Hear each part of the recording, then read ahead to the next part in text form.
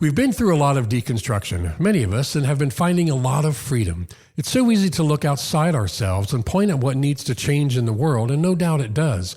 I would bet that virtually every person listening is wanting to help rebuild the world into better shape than it is right now. But how can we do self-care in all of this? How can we stay positive? This may look different because the problems may seem so big, insurmountable, but that's even more reason to make our own changes, not less. There is a way to shift us that can shift the whole, a way to regain our power and create something more than we thought was possible.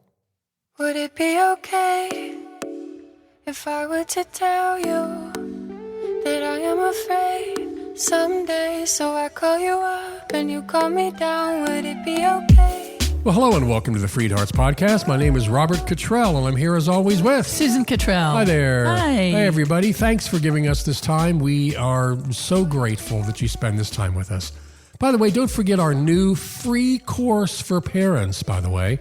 For Christian parents of LGBTQ children. It's free, totally free, 21 lessons, 4 workshops. It's amazing. Share that with people you know. Watch it yourselves.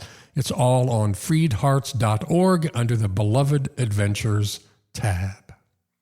Okay, right now we may feel more hyped up than usual, more frenetic with fear or uncertainty or whatever. And Really? And now's the time. It's more than ever. It's necessary for us to come to peace with our own racing hearts and minds. Yes. Well, I read a book called The Desire Map by Danielle Laporte about how to map your deepest desires. I actually read it during the pandemic, but I'd marked some places there that I thought would be really helpful for you. And I think now, especially during Pride Month, is the ideal time to talk about our own desires, to map our own desires of our hearts, of our peace of mind. Yeah. Yeah. I mean, we've been through a lot of deconstruction, most of us here, and finding a lot of freedom. Yeah. And it's easy to look outside ourselves and point at what needs to change in the world. And it does. There's a lot that needs to change in the world. But I would bet that virtually every person listening right now is wanting to help rebuild the world into something better than it is right now. Yeah. Better than it's been, yes. And also, so much change is possible when we change our own story, and then that ripples out around us. Like you talked about last week, you change yourself, you focus on yourself and things change. Yeah. Yes. And most of us aren't lawmakers or judges or whoever it is that we think of as having power these days. And even those roles seem to have a harder time making the changes that we hoped they would make, which can make you feel powerless. If those meant to advocate for you are not being effective, then what? But we have more power. And this is, in recent years, really, I've been grasping this, that we have more power in changing ourselves than we have any idea. Yeah. You know, as I referenced last week, that it was, I didn't have to change the kids, I had to change me. Yeah. And the kids changed. Yeah. Now, this may look different right now because the problems may seem really big and insurmountable and overwhelming, but even more reason to make our own changes, not less. Yeah. You know, and there are a lot more of us who want healing. Again, we're the majority. There are a lot more of us who want healing, the world's healing, than those who want to dismantle it. There really are. Yeah. And if you feel moved to write your representative, and all those kind of things to advocate in that way, please do that. There's certainly room for all of it. But this is a shift that can shift the whole. Yeah, that's what we're talking about here. Yeah, a way to shift us, to shift the whole. And this isn't just us. You know, all the cool kids are seeing this, that we have power and we can regain our power to create something more than we thought possible. So I'm going to read some books to you from this. Some passages, not the entire book. Some quotes. Some quotes to you. It's a long episode today. Right. From this book, The Desire Map. And then we'll talk about them a little bit. Yeah. All right. So these are all around finding your desire and finding freedom, which is what FreedHearts is all about. So we're going to start with our feelings. And this is from The Desire Map. Feelings are direct, energetic responses to experiences. They are communications from your body. Our bodies respond constantly to what's happening in and around us. Those responses take the form of feelings. Feelings are specific vibrational responses to our experiences. Now, emotions, just to distinguish, she says emotions are feelings that have a mental component added, a thought, story, belief, pattern, or picture that often, though not always, acts as a prism through which the feeling is interpreted rather than simply felt. This can shape the feeling energy and freeze it into a rigid form. So emotions tend to be less fluid, less responsive to direct experience. But feelings are fluid, and here's the thing about them. If we let ourselves feel what we're feeling, the energy moves through and naturally changes, as all energy changes. Yeah. So feelings were meant to be felt. What she was saying is that emotions kind of are where you get them a little bit more solidified, but feelings just flow. And Mary Oliver, talking about poetry, said, everyone wants to know what it means, but nobody's asking, how does it feel? And we've pretty much been told not to feel, what we're feeling. Stop crying or I'll give you something to cry about. Don't you sass me. And so we're badly conditioned to suppress our feelings. Anybody? Yeah. And we've been told that feelings aren't, we talk about this a lot, but we're told that feelings aren't to be trusted, that they'll lead us astray. But in fact, feelings are our way back to ourselves. Yes, exactly. They're a much better guidance system than someone outside you, Yes. you know what I mean, telling you what to do or how to react. Like that gut feeling that says, I don't feel safe here. I don't trust this person. I don't want to spend time with them. Or I really like this person. I connect, or whatever the project is that they're in. I'm in. Yeah. Yeah. And listen to this from Abraham Hicks. Whenever you start guiding yourself by caring about how you feel, you start guiding yourself back into your stream of source energy. And that's where your clarity is. That's where your joy is. That's where your flexibility is. That's where your balance is. That's where your good ideas come from. That's where all the good stuff is accessed from. Your feelings. That's your feelings, yeah. Isn't that counterintuitive and counter conditioning? Here's another quote by Roland McCready. It says, the heart generates the largest electromagnetic field in the body. The electrical field is about 60 times greater in amplitude than the brain waves. Wow.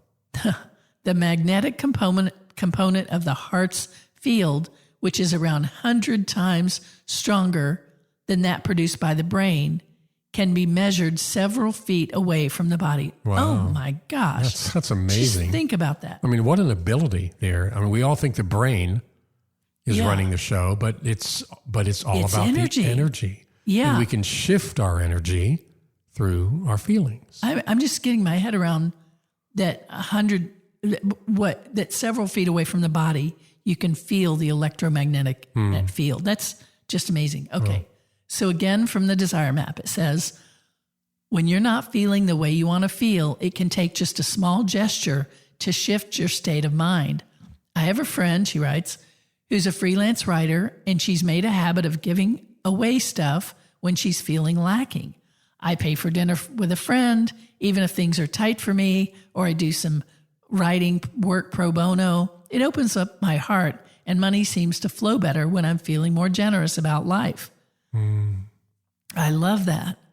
You want to immerse yourself in the energy of what you desire. And our thoughts, our energy is thought responsive, like a dream. If you start thinking about something, you see something a little scary, and as you focus, it grows scarier and scarier until you're in a nightmare running for your life. But your dream just followed your direction. Yeah. I mean, I think this is important right now, and this is why this is Why coming we're up in doing this this. episode, is that it's very easy right now we see a lot of things that are scary, respond like a bad dream. real or not. And again, what ifs or real threats. Again, we talk about this, but there's a lot going on that would cause our thoughts, our feelings and our thoughts to be really, really dark. Yes. And we don't want dark. We want light and life and Yes. positiveness. So that's kind of why, how this relates right now. Yes. And it's so weird. I had a dream the other night where I was in bed and some kind of force was overpowering me. And the more I fought against it, the stronger it pinned me down. And somehow in the dream, I knew enough to decide to stop fighting it. And as soon as I did, it died down like a big wave that just suddenly flattens out. And there was nothing left to fight. And I'd been working on this episode and pulling these notes together. And it felt like that force is what we're fighting. The fear of the unknown, we all feel it like that's what we're fighting. And when my resistance stopped, the force stopped. It was really interesting.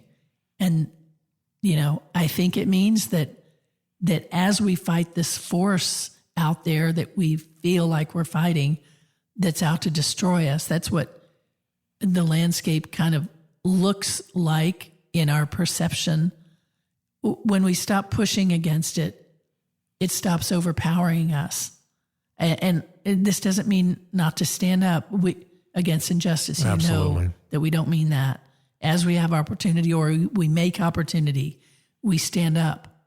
But fear will consume us if we let it. That's right. We talked about last week that the worst thing you can do to a fire is to throw fire on it. Right. And it doesn't mean that we don't stand up against injustice and speak up and protect those and take the arrows coming people's way. And someone said recently that if you're not getting hit by the stones that are being thrown towards people, you're not standing close enough. Yeah. And so we have to do that, but it's about our feelings and our thoughts. We can't let that fear overwhelm us. We have to keep that positive love energy focus out there, Yes. For our energy field, it goes out several feet. Yeah. And, our feelings are like the dreams that way. They gather the same momentum. And when you start thinking, when you start thinking about scary things, your brain says, oh, you're looking for scary? Oh, great. I got a ton of that for you.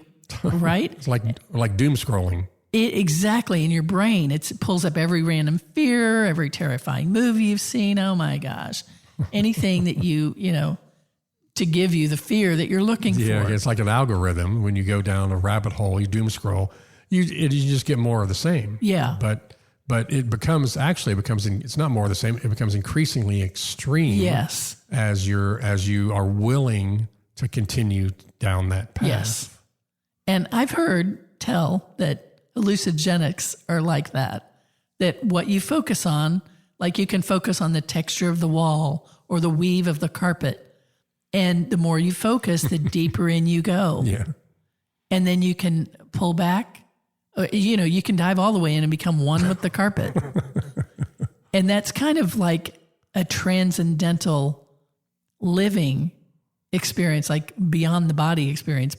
And when you pull back and you shift your focus, say to the veins on a leaf, then you'll deep dive into that. So it's magnified focus. And that's how algorithms and our very own brains work, by magnifying what we focus on.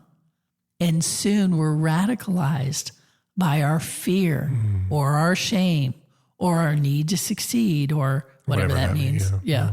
Or our need to prove ourselves or to gain our parents' approval. Whatever's driving us in any given moment, the more deeper we dive, the more it changes us. It radicalizes us, so to speak.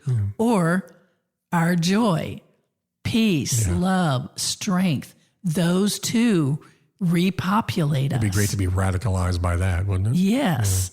Yeah. And we can, as you focus on it, but if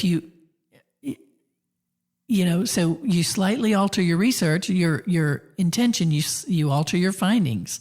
And again, your mind says, oh, you're looking for joy? Oh, I got joy for you. Sure. And your joy increases. Happiness, I got files of that. And so you increase happiness. That's so true. I mean, I think that's why gratitude has such a psychological, physiological benefit. Yes. And certain studies confirm that. It changes your physiology. That's right. It changes us. Yeah. And it becomes a habit, Persistent thoughts are just thoughts you keep repeating, like a habit. And the habit we want to develop is the habit of pressing into our good feelings. Yeah. Now we know, we're aware that we're going through what many consider unprecedented times. Yes. And this is one way to look at this whole thing. It's a way kind of to not be sucked into the fear and the terror and all that kind of stuff. And to be at the effect of them. Yeah, it's a powerful alternative, a powerful way. And we're not saying be in denial of your unpleasant emotions, but we're saying feel them. Right. And then they'll be free to move on. Yes. The people who squash our negative feelings, either when we're growing up or even now, don't do so because they are in such a good relationship to their positive feelings. No. They squash us because they don't feel their feelings, and you feeling your feelings is unsettling to them. Yes. That freedom. Yes, that's right. And unpleasant emotions also teach us when you experience something you don't want, it tells you what you do want. Yeah. We all know this if we think about it. It's the contrast of what we don't want that really shows us what we do want. Mm-hmm. And how many of us are committed to a life that is not what we grew up in. Exactly. Or even either in home or in a church. Yeah, I'm raising my hand here. Yeah. And if I hadn't seen how bad it could be or in what ways it could be bad growing up, I wouldn't know how much I wanted it to be good and how to do it. So the more you let your negative experiences be instructive for you to what you don't want, the more you zero in on what you do want. Mm-hmm. There was an interesting interview that I saw with Ann Patchett, the renowned author. Good. I've read some of her books. Owns a bookstore in, is it Nashville or somewhere now? And she's kind of committed somewhere. Yes. But they talked about, the interviewer was talking about,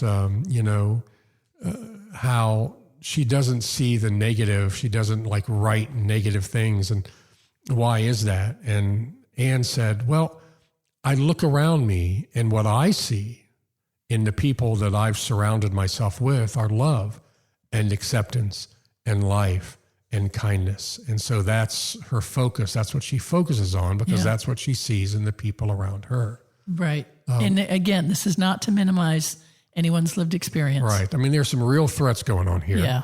And as our trans child said, no one can tell anyone else not to be afraid. Yeah. And that's fair. Or what not to be afraid of. Yeah. Yes. They said. Yeah. Especially when the threats feel very real or are very real. Yeah. But there are also a lot of false threats. Yes. Can't say this enough right now. And a lot of challenges in the courts, a lot of pushback on a lot of other fronts, a lot of victories we're seeing out there now, hopefully more to come. And when you can push back from your place of power, when you call your senator or go to a march or whatever you feel moved to do, it's powerful and it's empowering. Fear is not the place from which to make your decisions. To steep your mind into feelings of fear then gives you a fear-soaked brain. Yeah. Even in a concentration camp, and we've read amazing stories on this. Mm-hmm. Living in fear daily did not help survivors survive. Exactly. They needed some good feelings to make it. And the good feelings are going to help you more than you can imagine, even if they feel counterintuitive. Even if you think you're lying to yourself, you're not. Those good feelings are still true. So, and Abraham Hicks again, he talks about the best way to paddle your boat is downstream. We don't get in a river and start paddling upstream. I love this visual. And, he says, we say downstream is too easy. I think I need to go upstream. And we've been conditioned to strive that it's the only way to live authentically. If you go with the flow, it just feels too easy. But I want to bring this around with a really cute little story from the book. This is the Desire Map? The Desire Map, Danielle Laporte.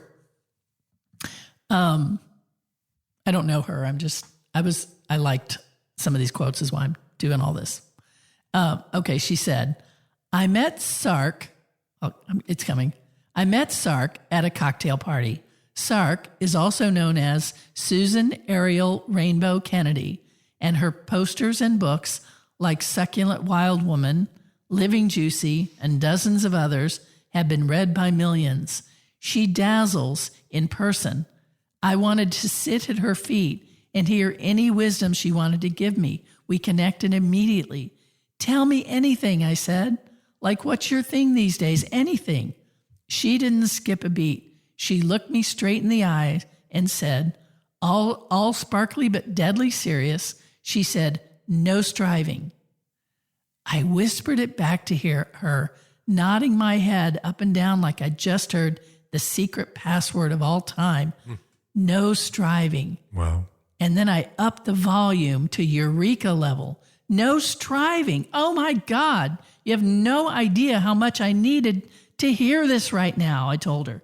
We chanted it together. Chant it with me now. No striving, no striving. And we giggled like pretty witches. Then Sark went on to tell me the fabulously unorthodox ways in which she runs her sizable publishing empire. She told me about the flashy offers she's declined and the financially profitable projects she's put an end to so that she could feel more spiritually profitable, Wow. which of course led to even more profitability. She said, I stopped pushing years ago. I changed my definition of success. I got to feel juiced. Juiced is the goal. All juice, no push. Feeling good is the goal. Check. And I love that. All Wow. That's amazing, that's right? Amazing. We need that, baby. We need that. We need to live that way. We do. Yeah. And I very often don't do that. Yeah. And striving. That's one for the wall right there. That's one for the wall. We will make that happen. So, because striving against what is exhausting and unproductive. And it's okay to be happy. And here's the thing. Sometimes it's like after someone close to us dies, if we feel happy, if we have a happy feeling time, we feel guilty about it, like we shouldn't be happy ever again, but that's not true. We have enough trouble acknowledging our good feelings already. And in this time, it's okay also to be happy. In fact, the Desire Map author says, I notice this in myself, she says, and I see it in other people, the happiness muffle. We feel the sparkle, we really do. We feel rich with gratitude, and we're even keenly aware of a true smile curled up in ourselves. But even if we truly tend to live on the light side of things, we don't pronounce it. As Coach Leanne Raymond put it, we butt back the joy because happiness is a form of power. You know, isn't that what's the old thing about the best revenge is to live a happy life? You know Yes, what I to mean? live well. Living well is the best revenge. Yeah, and so that would be a wonderful thing in the face of all these people that are trying to hurt us, and so many of those that we love is to not let it do that. Just to be happy. Yes, and so they won't know what the hell to do. They won't know what to do. Exactly. And so where she said, we butt back the joy of happiness because happiness is a form of power. And then the author asks, is that any way to treat happiness? Happiness is power. Happiness is carbonated consciousness. It wants to spill out and radiate and be articulated. And every time we downplay our joy, we confuse our synapses. Our brain is firing smiley neurons and our mouth is short-circuiting them. Happiness muffling numbs our senses.